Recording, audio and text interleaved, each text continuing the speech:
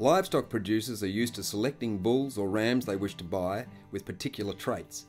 Growth rate, calving or lambing ease, fertility traits are all high on the list when looking for that perfect sire. But one day it might be possible to select sheep or cattle that also have a smaller environmental footprint, with Australian scientists proving that it is possible to breed livestock that produce less methane. The world-class research conducted in Armidale, New South Wales, was just part of 39 research projects coordinated by Meat and Livestock Australia through the Reducing Emissions from Livestock Research Program RELP. The RELP has delivered new knowledge in 5 main areas: genetics and animal selection, nutrition, rumen microbiology, farming systems and waste management. Robert Hurd, Principal Research Scientist from the New South Wales Department of Primary Industries Beef Industry Centre in Armidale, said given methane is 25 times more potent than carbon dioxide in global warming potential, the aim of the project he was involved in was simple. The research here is looking at natural variation between animals in their methane emissions to see if it might be possible in the future to breed animals that naturally produce less methane.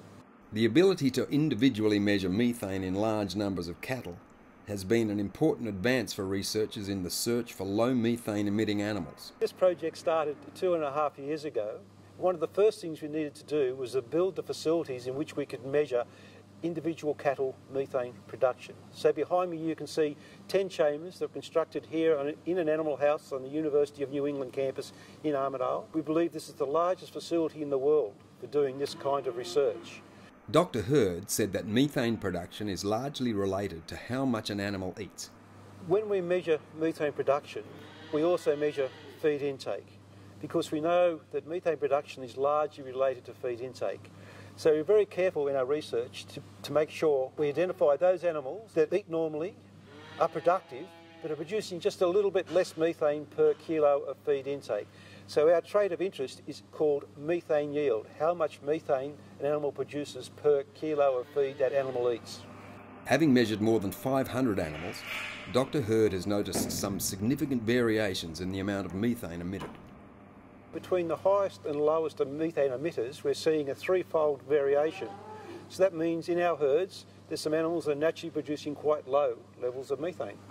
He said because all the animals were from pedigree research herds, they could easily determine which sires produced progeny with a lower methane yield. We've bred animals in our Angus research herds at other stations in New South Wales, have brought them here to Armidale and then tested each animal for its feed intake, its methane emissions and its methane yield. Because they're from a research herd, we can go back to their pedigree, identify their sire, and we now know there are sires in our research herds whose progeny produce less methane. New South Wales DPI Angus herds from the department's Trangie, Grafton and Glen Innes research stations were used in the research project. Dr. Hurd said he expects the results to apply to other cattle breeds. But it's not only cattle producers who may benefit from this research. Hutton Oddie, New South Wales DPI Principal Research Scientist, has been analysing and interpreting genetics data from methane reduction research in sheep flocks. The work here has been initially to try and develop a method and a protocol for measurement of methane in sheep. Secondly, to measure lots of sheep and determine if there's any differences between sires. And if, as there has been, we've also looked for differences in underlying biology. Dr. Oddie said the results indicate that the trait of reduced methane is low to moderately heritable in sheep. The main result that we've seen so far is that there is natural variation in methane production by sheep. This suggests that it will be possible for selection. We've looked at progeny of many sires, and there are differences between sires. And we've taken animals which have high and low methane production, and we've investigated what's happening inside them, and we found that they have differences in the size of their rumen and the rate of passage of food through their rumen. And that's perhaps not surprising, because what it shows is that those animals which retain more food in their rumen produce more methane. We've estimated the size of the rumen using a CT scanner and the rate of passage with other methods.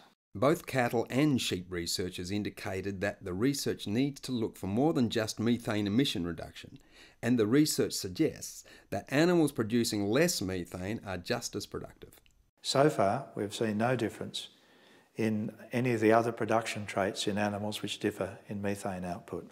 And it's the future that New England superfine wool producer Gerard Stephen from Morani is focusing on. Gerard Stephen and his family run a 25,000 self-replacing superfine merino enterprise, including a first cross lamb operation on 7,200 hectares northwest of Armidale. Mr. Stevens said producers are slowly beginning to realise how big an issue methane production is becoming.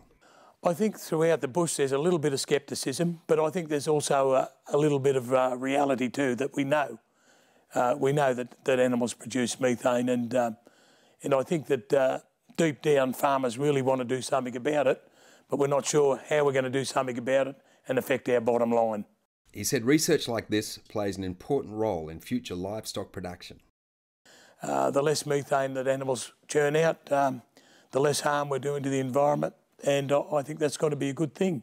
And it may take a long time for that research to actually hit pay dirt, but I feel it's got to start somewhere. We just can't say, oh, it doesn't exist. And I'm sure that if technology or genetics give us an edge to produce less methane, I'm sure we'll go down the track and use it. Dr. Hurd explains that there is more than one reason why producers could benefit from this research. Small improvements in feed conversion will be significant over a herd or industry.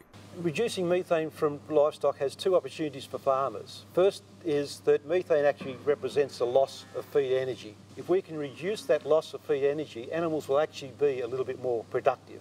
So that's the first win for farmers. The second win is under the new CFI, the Carbon Farming Initiative, farmers would be able to earn credits if they can demonstrate they're adopting methodologies like breeding for low methane that reduce methane. They can earn a carbon credit which they can trade for money. The Climate Change Research Program funds research projects and on-farm demonstrations to help prepare Australia's primary industries for climate change and build the resilience of Australia's agricultural sector into the future.